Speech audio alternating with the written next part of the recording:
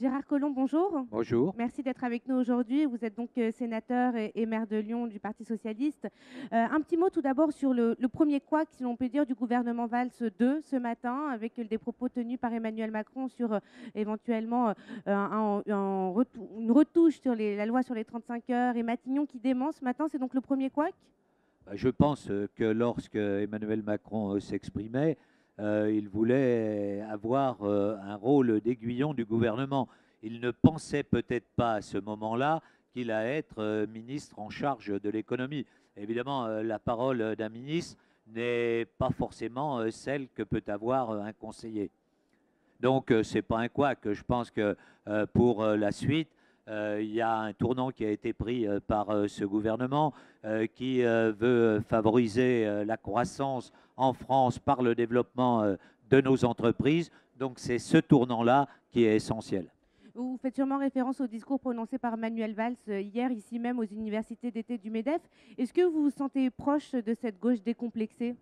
Ah bah évidemment, moi, c'est, si vous voulez, la ligne politique que je suis depuis toujours.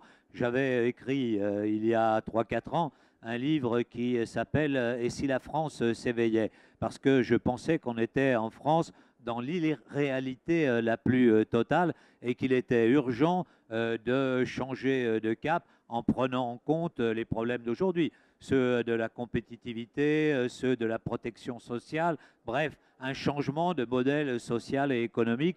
Donc aujourd'hui, je pense qu'on est sur la bonne voie.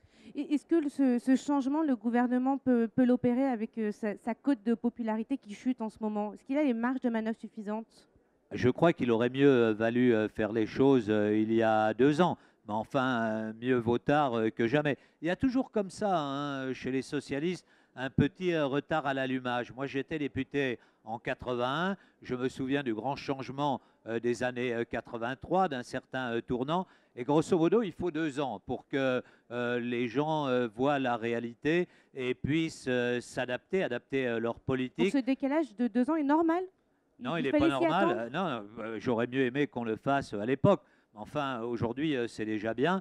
Et je pense que c'est un tournant pour l'avenir qui va être extrêmement positif. Vous voyez, moi, je vois beaucoup dans mon agglomération, qui est une agglomération encore industrielle, des chefs d'entreprise qui aujourd'hui attendaient pour faire des investissements en se disant on ne sait pas ce que va être demain la fiscalité, il y a des mesures qui sont prises qui vont à l'encontre du développement des entreprises et donc qui retardaient leurs investissements. Évidemment, c'est moins d'innovation, c'est moins d'embauche, c'est au total moins de croissance et la stagnation à laquelle on a abouti aujourd'hui. Pour revenir sur le gouvernement Valls et les nouveaux entrants, est-ce que vous avez été sollicité justement pour participer à Valls 2? Il faut demander à Manuel Valls. Mais je vous pose la question à vous. Ben, demandez-lui à lui. Est-ce que donc du coup, je suppose que vous n'avez pas été sollicité, sinon vous auriez accepté du coup?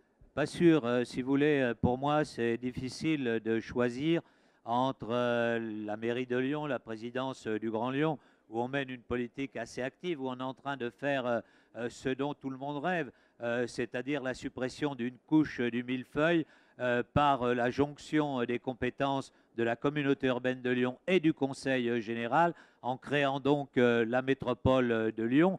Et donc le choix était cornélien.